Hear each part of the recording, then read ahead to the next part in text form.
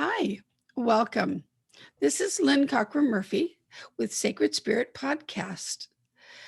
Today, we have Catherine Carrigan from Georgia in the United States talking with us. I'll have questions for her about her work so that you can get to know her. And at the end, we'll even present information on how you can reach her. So, Catherine, welcome. I'm so glad you're here today. Lynne Cockrum-Murphy, thank you so much for having me and everybody out there. My intention in this interview is to give you a lot of useful information and practical information that hopefully you can use to be healthier and happier. Excellent. So tell us a little bit about you and your work, because it is very unique and it's very valuable. Thank you so much for asking, Lynn. Well, first of all, I am a medical intuitive healer. I have 28 years full-time experience in natural healing. I'm 62. I'm the author of 10 books, and I'm the host of the Natural Healing Show for UK Health Radio. And we have 47,000 people every week who listen to the show from all over the world. And if you're a YouTube person, you can go to YouTube, my YouTube channel, and watch the videos of all the wonderful people I've interviewed. I've interviewed Lynne Cockrum-Murphy about her fabulous books several times. Or you can go to my website, catherinecarrigan.com, and watch the interviews. But basically what I do, there's two parts to what I do. Number one, I'm a medical intuitive.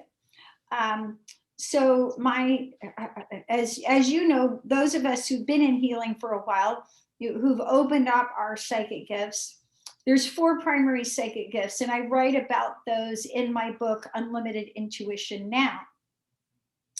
But my primary gift is I'm claircognizant, which is psychic knowing. It's the same gift that Edgar Cayce had. My last client right before this interview was someone in South Africa. So I work with people all over the world by phone, Skype, Zoom video conference, and I take notes. So again, 2 things that I do. Number one, I do medical intuitive readings. I work for a healing center in Costa Rica, and before anyone goes to Costa Rica for their healing retreat, I do a medical intuitive reading on that person, and so that when the person gets there, the team of healers in Costa Rica know what to do to make that person better. And before they hired me, the owner of the healing center had readings on himself from 100 different intuitives for all over the world. And they hired me because I was the most accurate. So when I do a medical intuitive reading, I read what I refer to as the 5 levels of the being. So you have a physical body. Most of us probably have a good idea what that is. It's the part that you can see and touch, your bones, your hair, your muscles, all those good things, your organs. And then I read your energy system, which includes your acupuncture system, your chakras, and your breath. I read your emotional body, which is the largest part of any of us, because the emotions can shut down literally anything. I read your mind, which is your thoughts and your beliefs, what I call your mental operating system. And a lot of us, we're running into trouble because the beliefs that we are operating on don't work so well. So for example, Einstein said the most important question is whether or not you consider the universe a friendly place. So if you know and believe that the universe is a friendly place, and everything that happens to you will be, you'll know it's for your highest good, even if immediately you're not sure why you're going through that challenge. And finally, I read what's going on at the soul level. And in my 10th book, Reading the Soul, I kind of outline when I'm doing a soul reading, what I'm looking at. But most of us who are listening to your broadcast, I'm sure are aware that you are a soul having a human experience.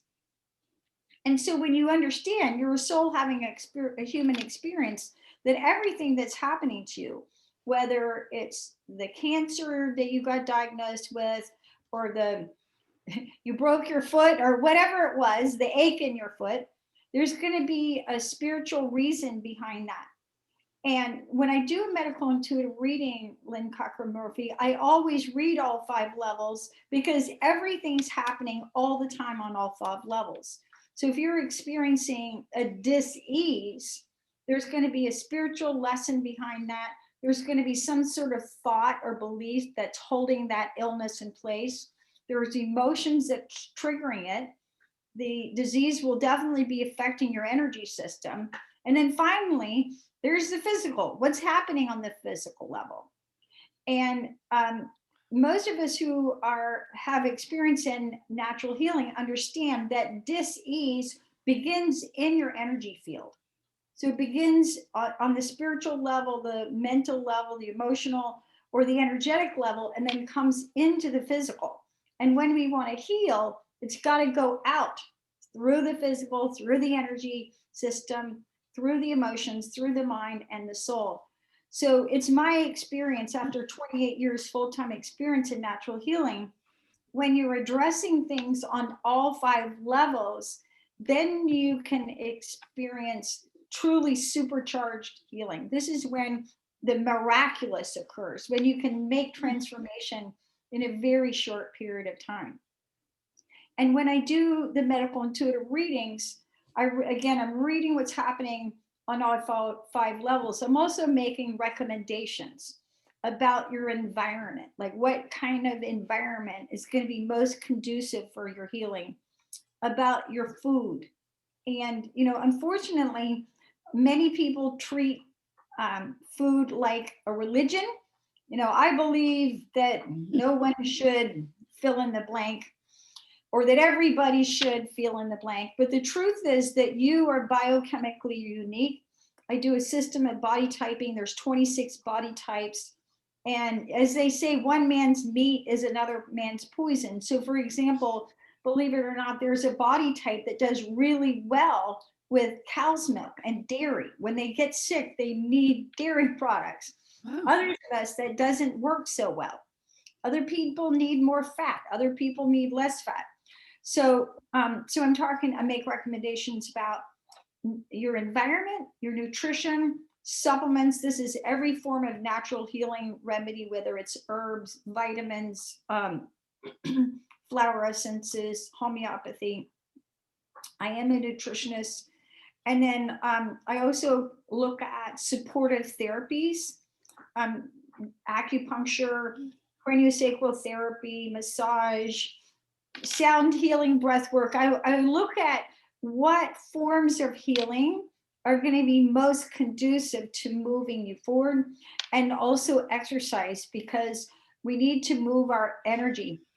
And some people, again, need to go in the gym and work out really hard, and it helps to ground them and release all that pent up emotion in their body.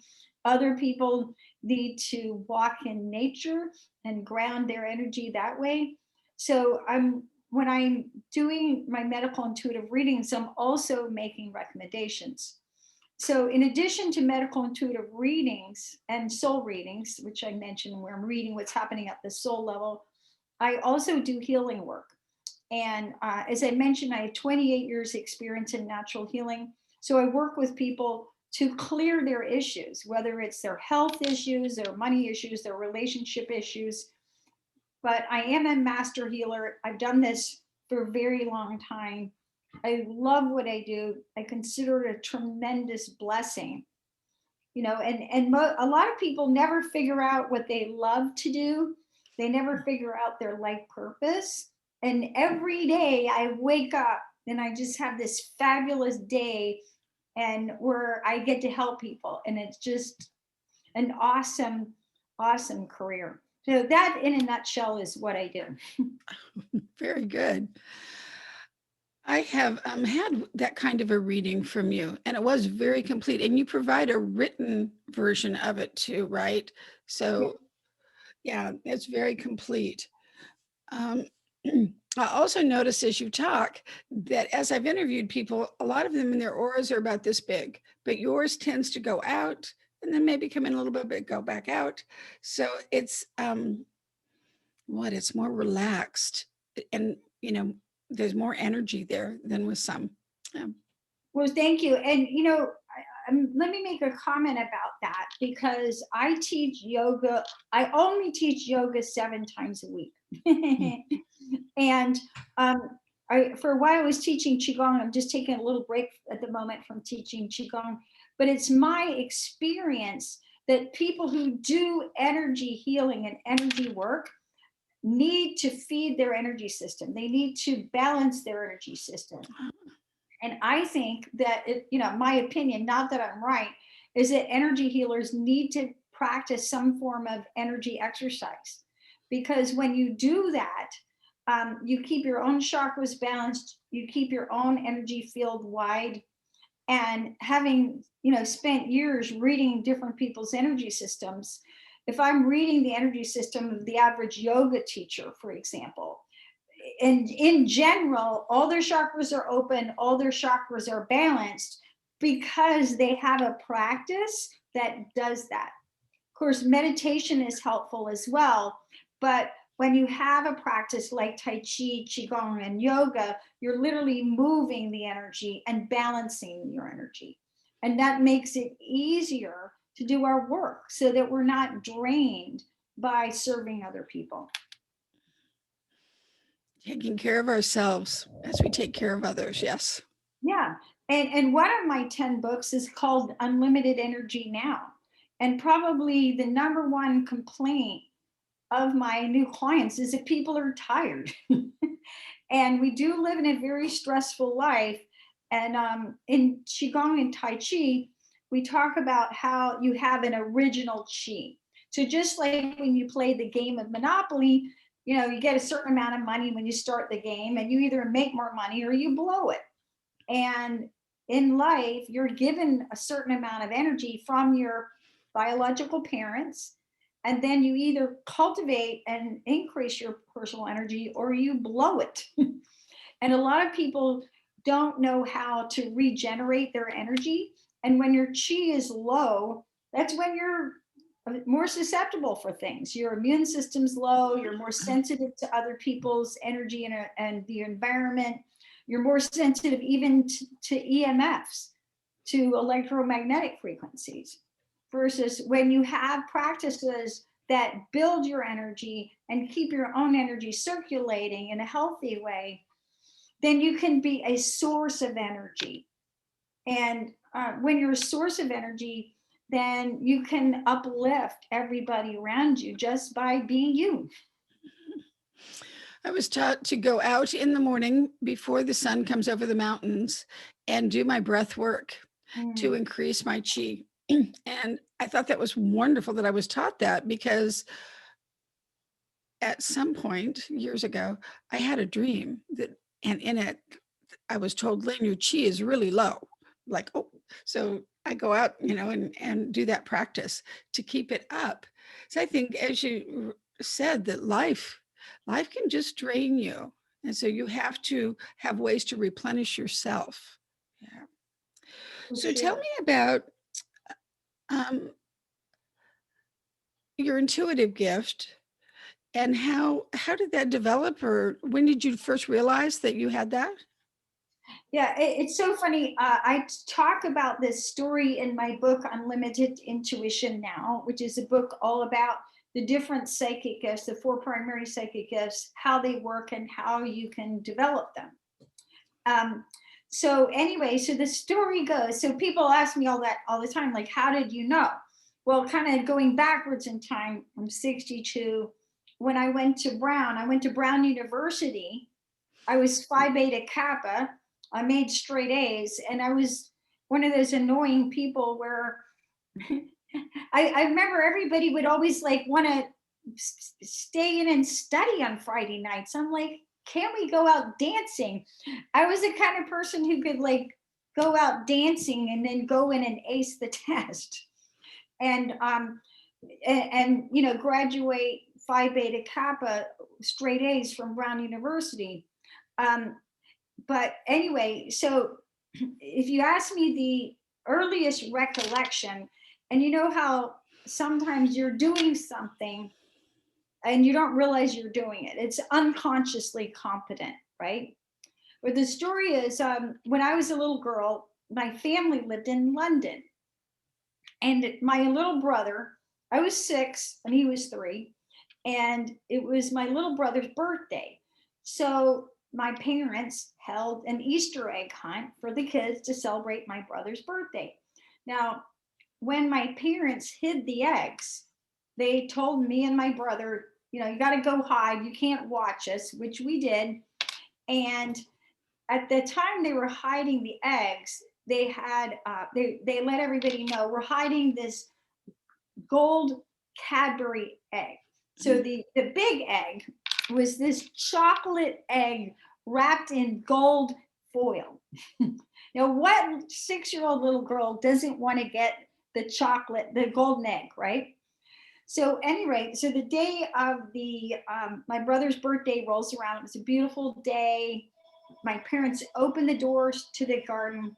I walked out and I literally walked immediately to the golden egg and got the old golden egg. And of course, or not of course, but anyway, my parents assumed that I had cheated, which I hadn't. No. So I got spanked. I was always getting spanked. And I look back because at my childhood, because I would make little insightful comments, and it'd be like, well, how do you know that? You're not supposed to know that. So I'd get spanked. So anyway, so I got spanked for finding the golden egg. But that's, when you use your knowing, you know what you need to know with no supporting information. So that's the gift of claircognizance, right? It's one of my favorite of those gifts because that state of knowing is so valuable. You can use it all the time and it guides you. Yeah. But being spanked all the time for your gifts, did that make you shut down or resentful, or how did that affect you? No. I mean, I knew I hadn't cheated. Okay, good. It was like I didn't do anything wrong. They just didn't understand what I did. And I want to make a comment also because many of us want to open our psychic gifts in order to do what we do at a higher level. And when I wrote my second book, which is called What is Healing? Awaken Your Intuitive Gifts for Health and Happiness, I remember before I wrote that book, I had only one thought, which is this: when you love unconditionally, you know whatever it is that you need to know. I'll say that again. When you love unconditionally, you know whatever you need to know. So when we use our psychic gifts, that's literally your soul guidance. And there's 4 primary kinds of soul guidance that we can talk about. If you go into judgment, you're in your ego mind. Like, that's bad. That's wrong. That shouldn't be that way. I shouldn't have cancer.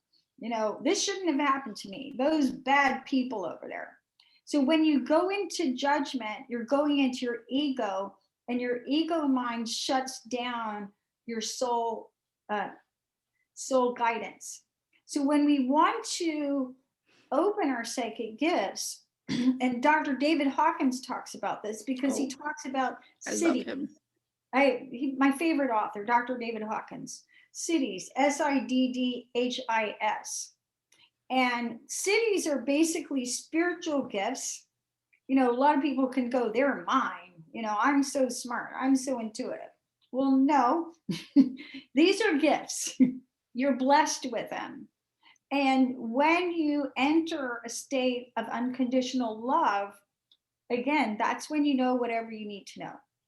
And so, like you, part of my work is my morning spiritual practice.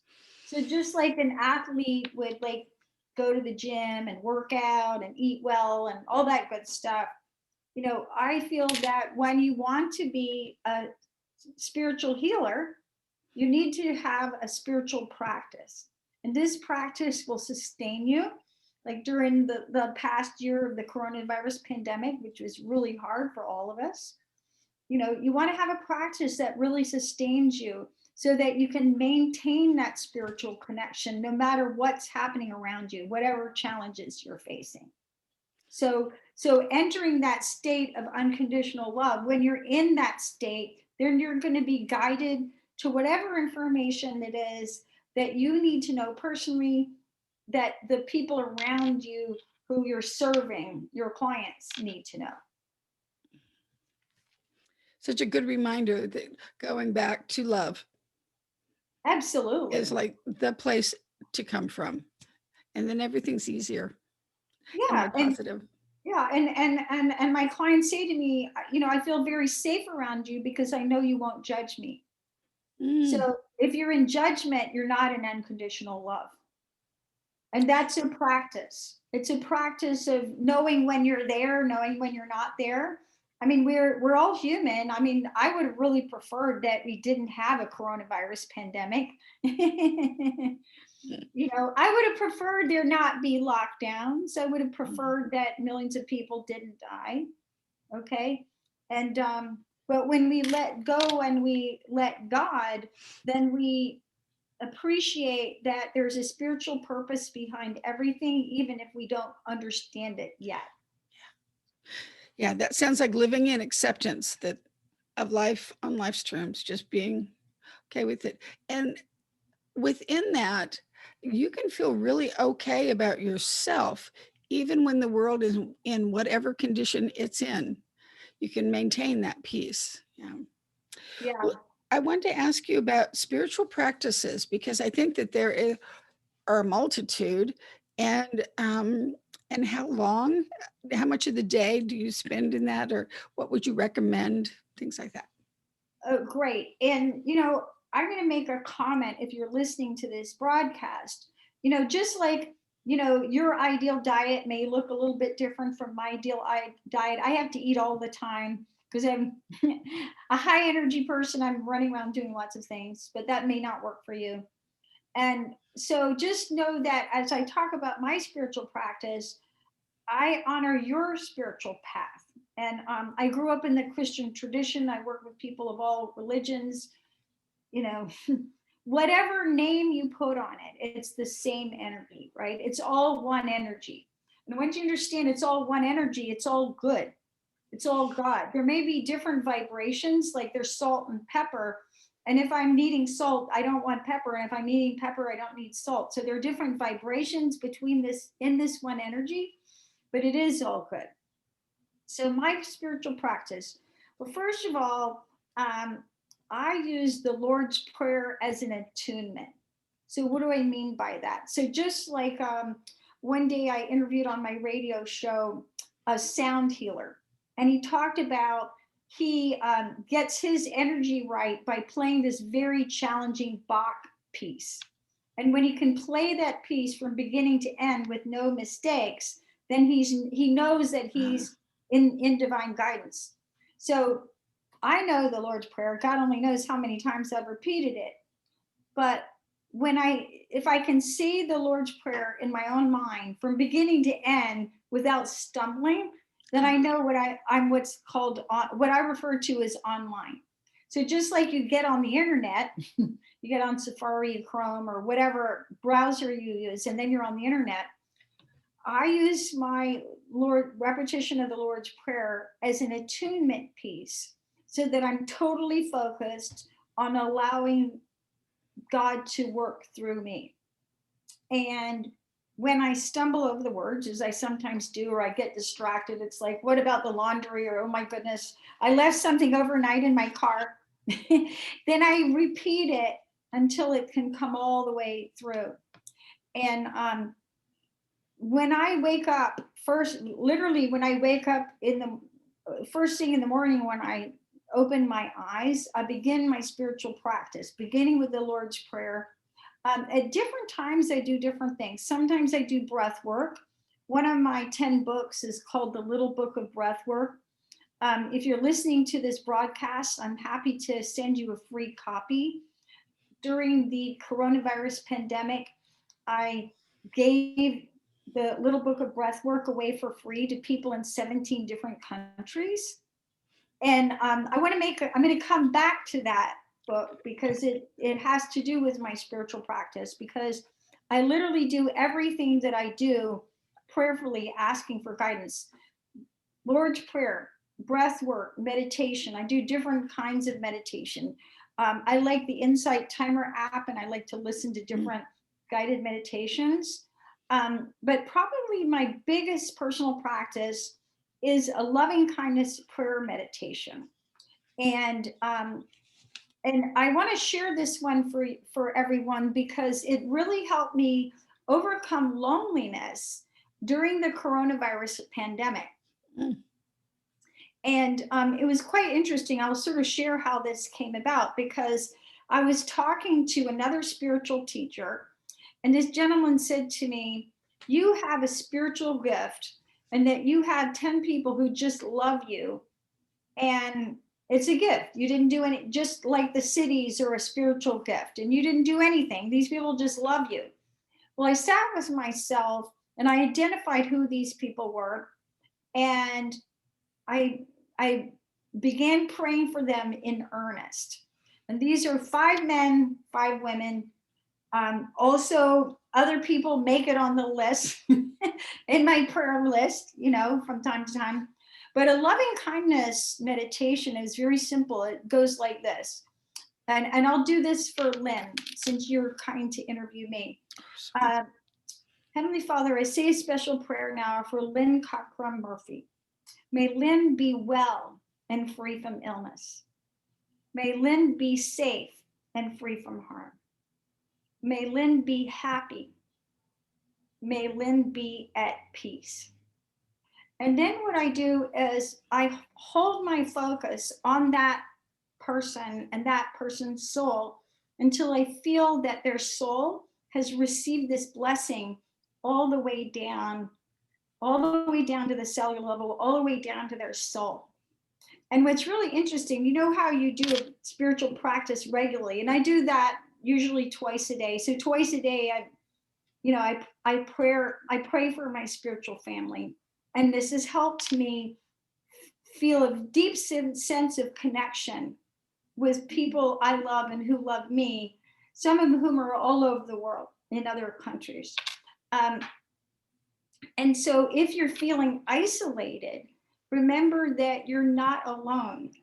And you have angels who love you, and also real human beings. So as you engage in a spiritual practice of sharing loving kindness with them, you're going to feel this deep sense of connection. So I have to tell a story, because one morning when I woke up, I saw a vision in my mind's eye of a client's little granddaughter.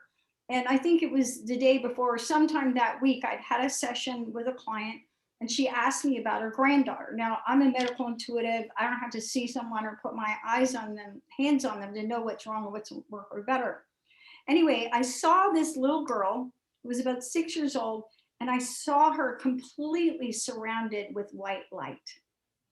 And I received the information that, when we pray this loving kindness meditation, we are sending this divine light to that person.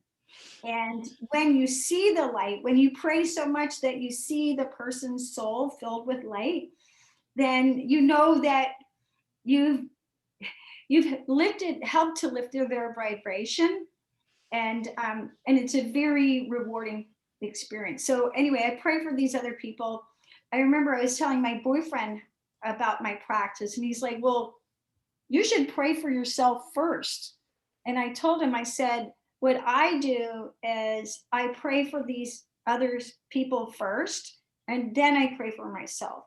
And when I pray this loving kindness meditation and send these loved ones love and light, then my heart is so full.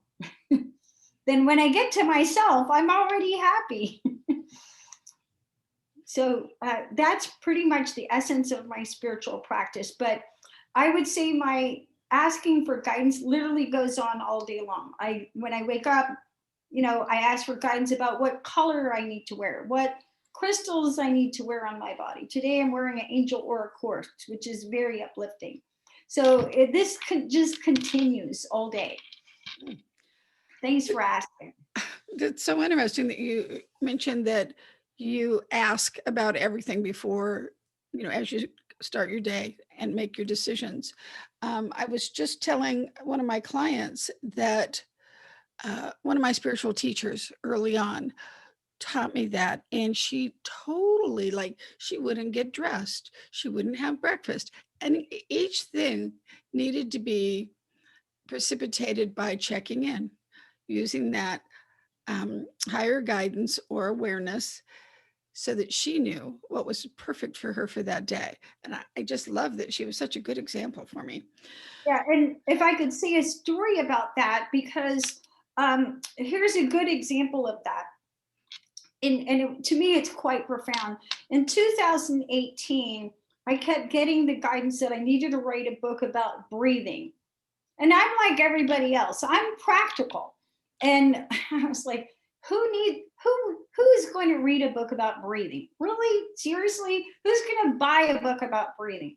Anyway, my ego mind kept arguing with myself, but my soul kept persisting. You need to do this. You need to do this. So 2009, March 2019, a year before the pandemic was really in full force here in the United States, I finished the Little Book of Breathwork, which is a book about breathing exercises, hand mudras, and affirmations. It helps to improve your breathing and reduce your anxiety and improve your immune system and so on. So here's the point. My soul insisted, my ego argued, you have to write this book. Finally, I'm like, okay, I give up. And then I remember when I finished writing the book, and you can probably relate to this, Lynn, I was like, okay, I get it. I understand why I had to write this book. It's very friendly. It's easy to use. It's not academic. There's a little breathwork practice in it that if you do it, you can cut your anxiety in half in 8 minutes. So I say it's faster than Xanax. Okay. So then PS, what happens?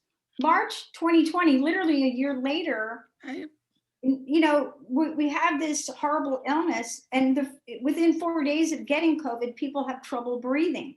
Yes. And it made me so happy that I had listened to my guidance. And, whenever there's a global crisis, those of us who are light workers truly want to serve. But like I said, I literally just gave it away to people in 17 different countries. And again, if you're listening and you want a copy, just send me an email, Catherine@CatherineCarrigan.com, and I'll send you an ebook. Beautiful. Thank you. And I wanted to thank you for that prayer earlier. I know you were demonstrating for everybody listening, but I really appreciate the prayer. I could feel this wave and in it, I was reminded, you're really tired. Like you could fall asleep. You're really tired. So it was interesting, the effect that it had. Brought me my own little truth.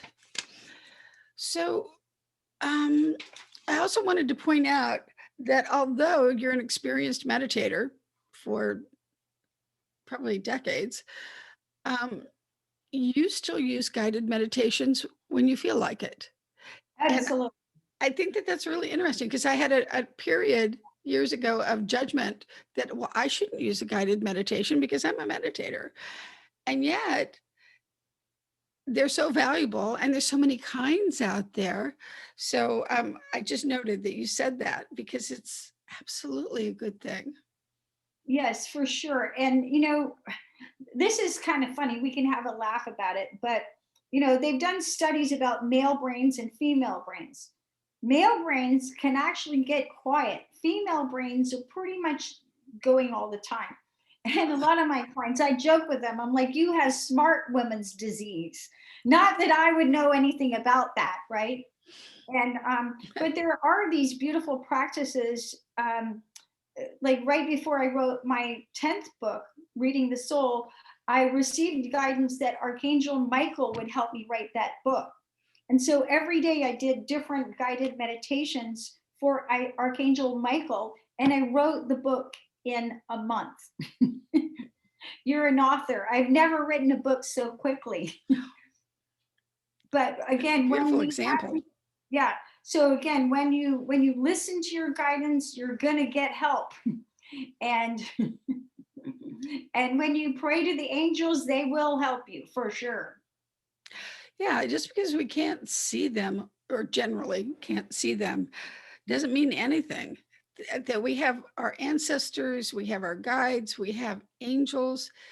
We're surrounded all the time. It's something, the more we tune into it, the more we meditate, the more we do those spiritual practices, the more we realize how much we are supported.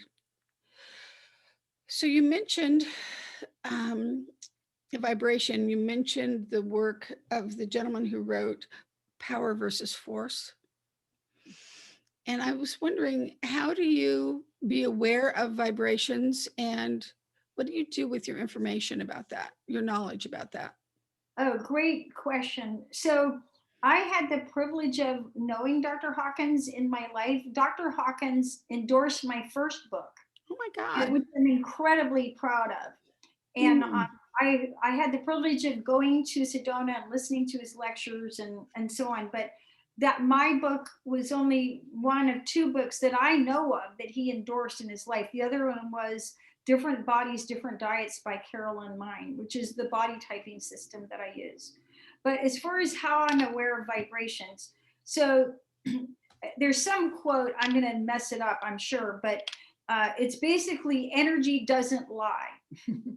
Trust the vibes you get, energy doesn't lie, right? Yes. And, going back to these different gifts, one of the easiest gifts for many people to develop is the gift of clairsentience, which is psychic feeling, right? So it's feeling the energy. So you may feel the energy in a room. If you're doing hands-on healing, it's like, oh, there's a lot of heat and congestion over here versus it's moving over there. So it's probably the easiest gift to develop. And as far as how I receive information, and you can probably relate to this, Lynn, and I'm laughing, one of the greatest gifts is knowing when to shut up. And, just because I'm aware of something doesn't mean that it's right for me to blurt it out. Oh, that's so true. Yeah. So if I'm in a session and someone asks me something, asks me a question, what are you sensing, and so on, then I'm going to share my information with that person. But, we have to realize that your soul guidance is for you primarily. And I have to share this because I know that you have a lot of spiritual people and a lot of healers listening to your broadcast. One of the ways to get really drained as a healer is to not use your guidance enough for yourself. So what do I mean by that?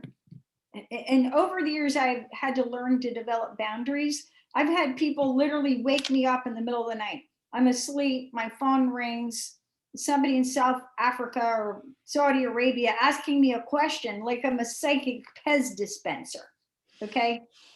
And if you allow other people to use you as a psychic Pez dispenser, you will get drained.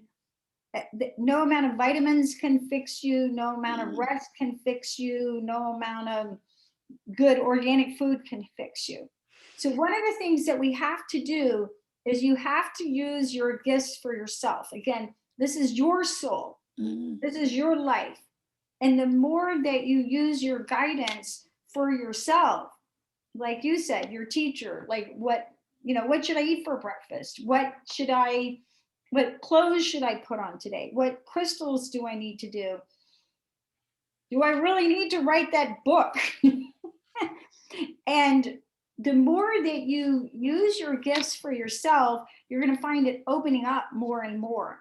And one of my favorite ways to use my gifts is what I refer to as psychic shopping. Like, it's like, okay, it's time to go to the store, and now you go to the store and those chairs you wanted are now 50% off.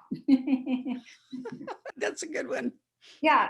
And I remember the lady that I studied medical intuition from, she used to practice by reading energy by going to the casinos and reading the slot machines.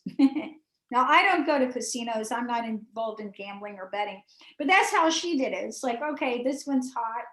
Okay.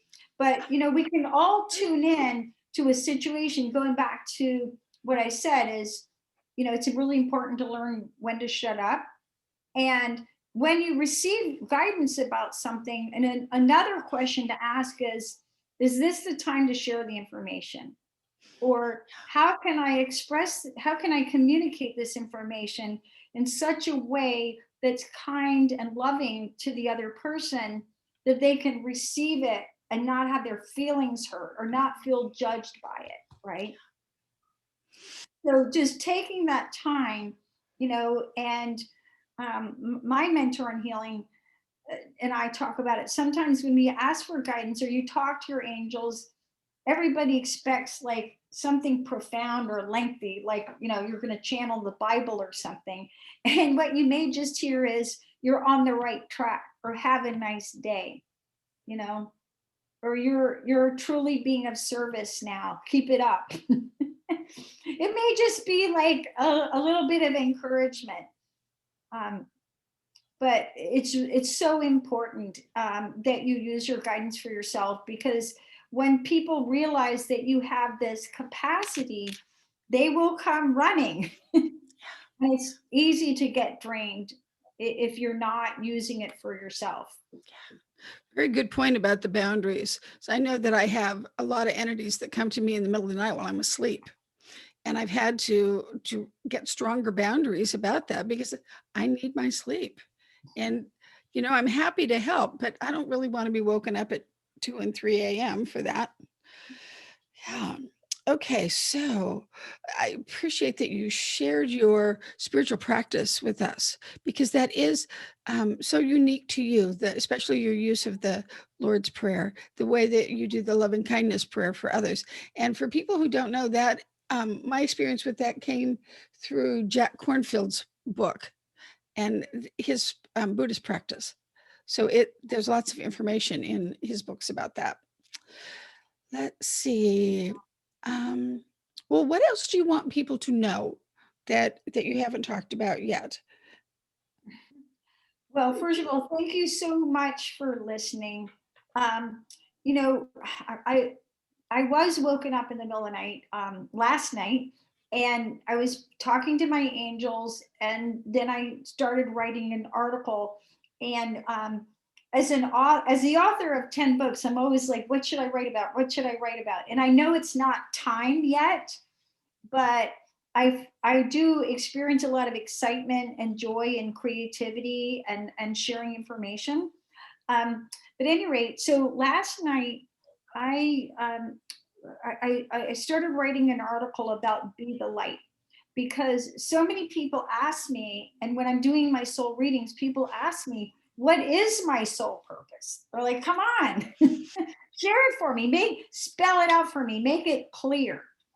And even if you don't know your soul purpose yet, there's a super simple thing that you can do.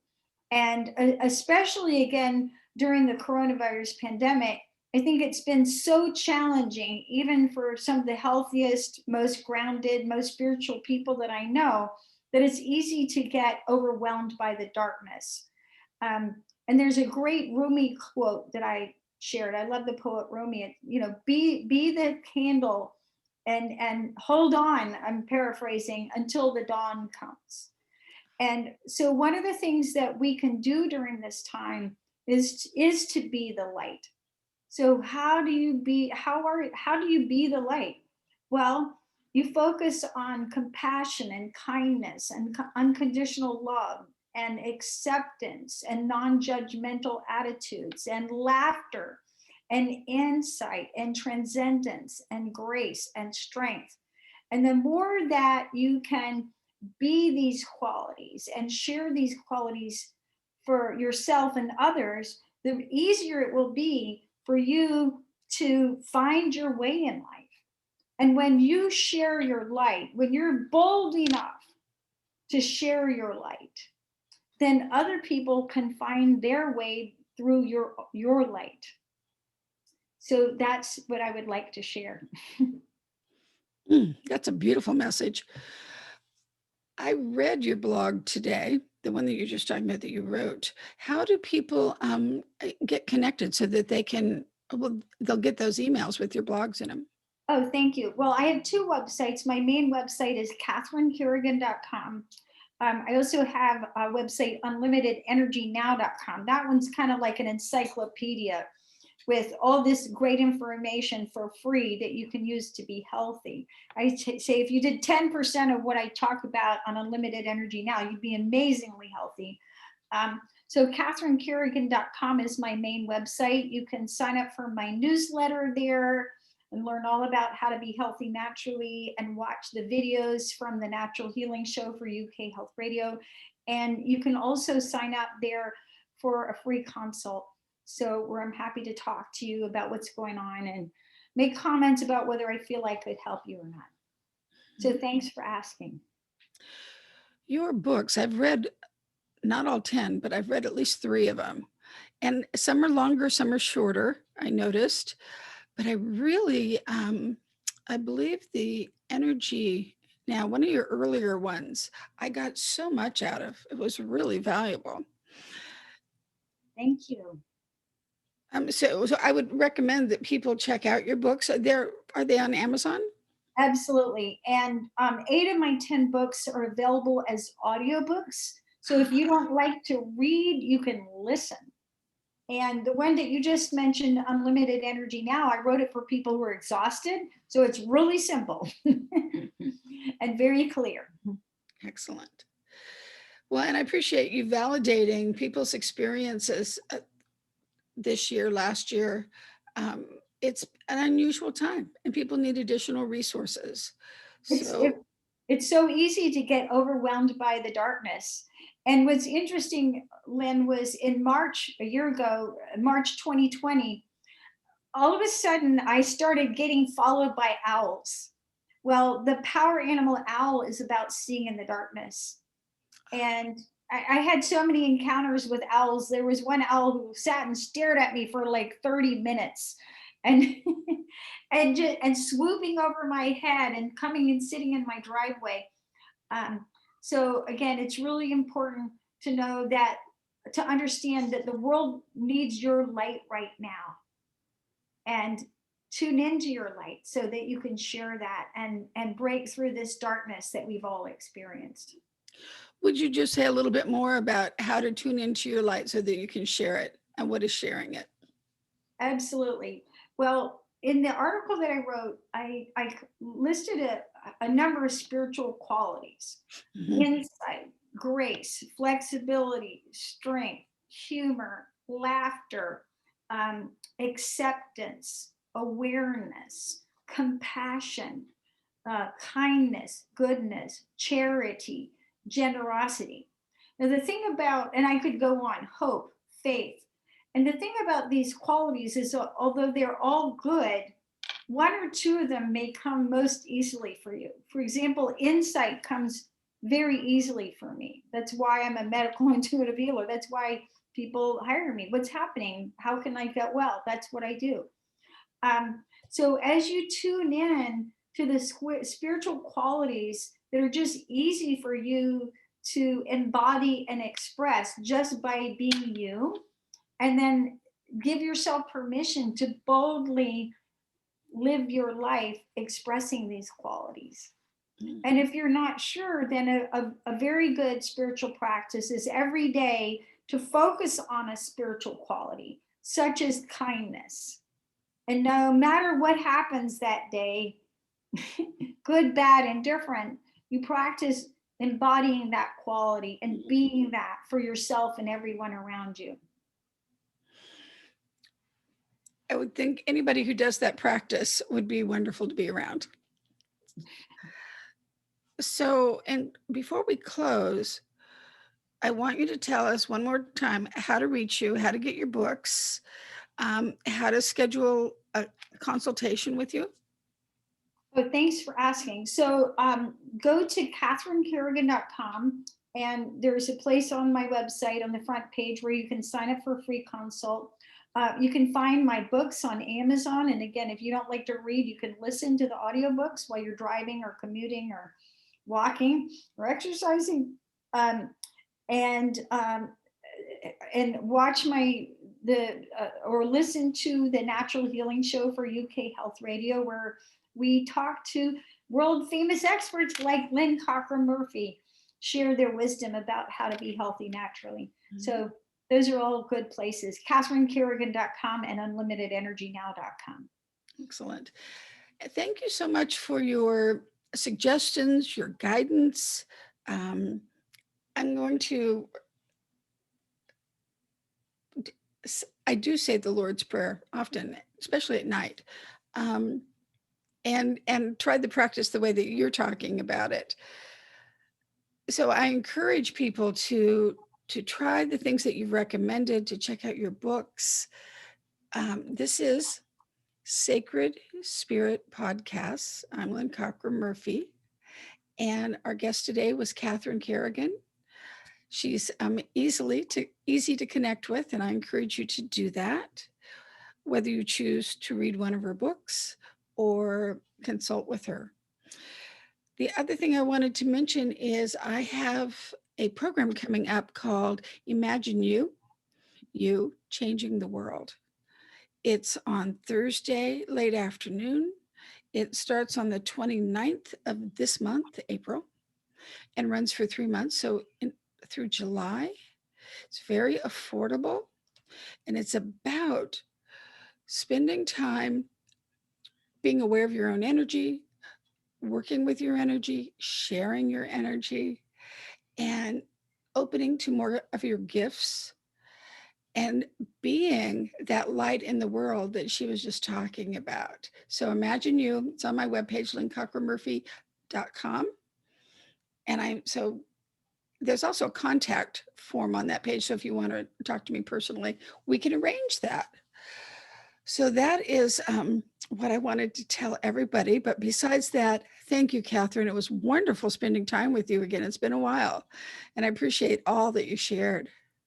Thank you so much. And thank you for asking about my spiritual practice, because that's who I am and what is the core of who I am. So thank you. Oh, you're so welcome. So I'm going to close now, and I will see you all in the next one, Sacred Spirit Podcasts.